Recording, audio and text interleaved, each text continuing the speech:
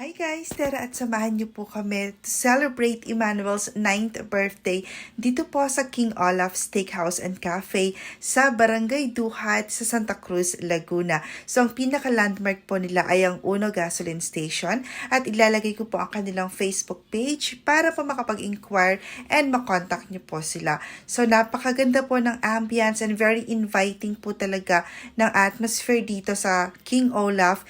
And speaking of King Olaf, meet King Olaf. Ayan, yung napaka-cute na doggy pong iyan, ang owner po ng King Olaf Steakhouse and Cafe. Ayan pala si Olaf. Hi ka, baby. Hi!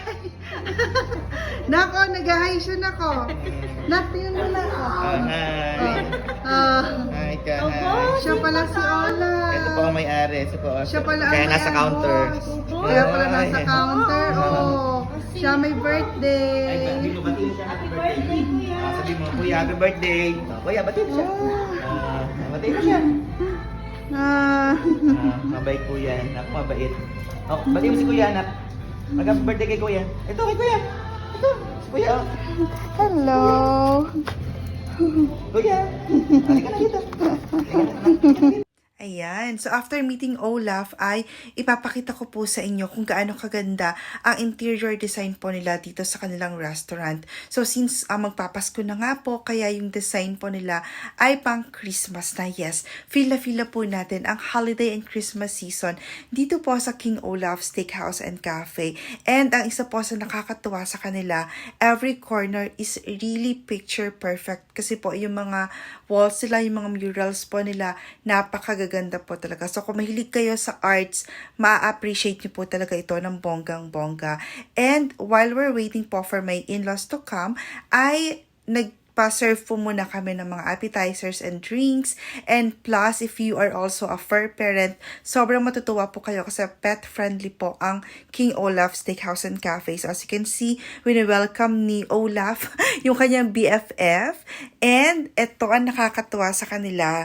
So, ito may kwento ako dito. So habang nasayaw sina Kuya dyan, since birthday nga po ni Emmanuel, and then Emmanuel asked me kasi if dun sa dati namin kinainan, nakanta pa rin sila pagka may birthday. So sabi ko, yes, nakanta pa rin sila. And then he asked kung dito ba sa King Olaf, nakanta pa rin kapag may birthday. So, sabi ko sa kanya, hindi ako sure.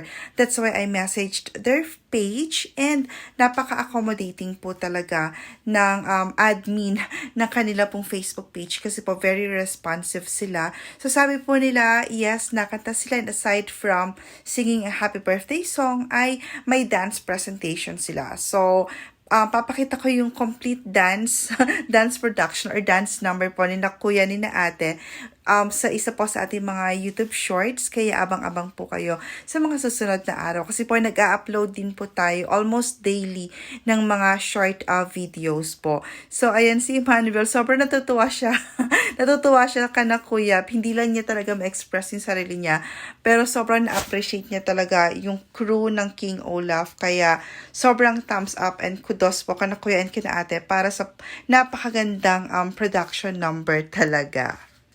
Birthday to you.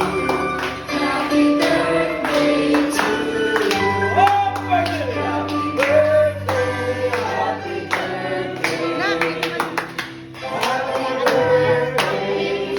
Wait lang. Hold it back.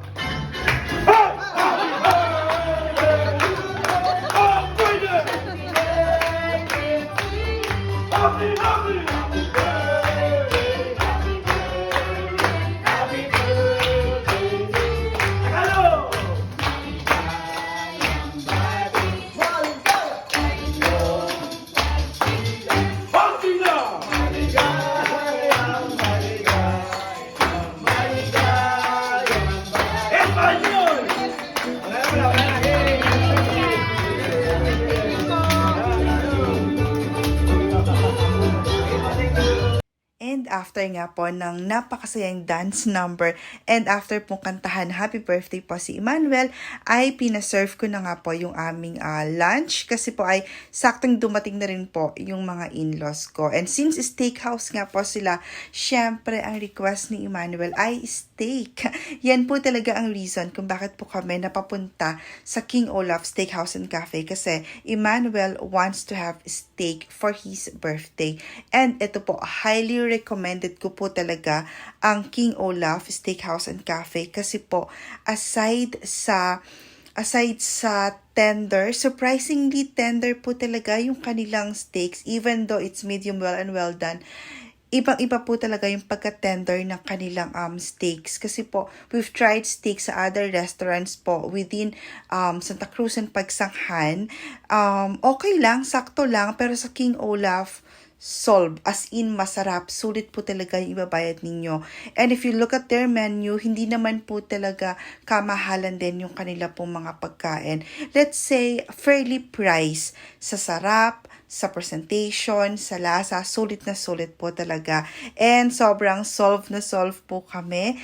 Kaya, babalik pa kami sa King Olaf? Definitely, babalik po kami. So, sharing with you also some of the pictures taken po during our very nakakabusog and nakakasayang experience po dito sa King Olaf Steakhouse and Cafe. For inquiries po, pwede kayo mag-message sa kanilang Facebook page. Ayan, ilalagay ko rin po sa comment section yung kanila pong Facebook page. So, i-follow, i-like nyo na rin po sila. And also, don't forget to subscribe to our channel. And please, help us greet Emmanuel a happy birthday by commenting, "Happy birthday, Emmanuel. We love you," sa comment section below. So, till our next vlog mga ka-planters, thank you so much po and have a good day. God bless!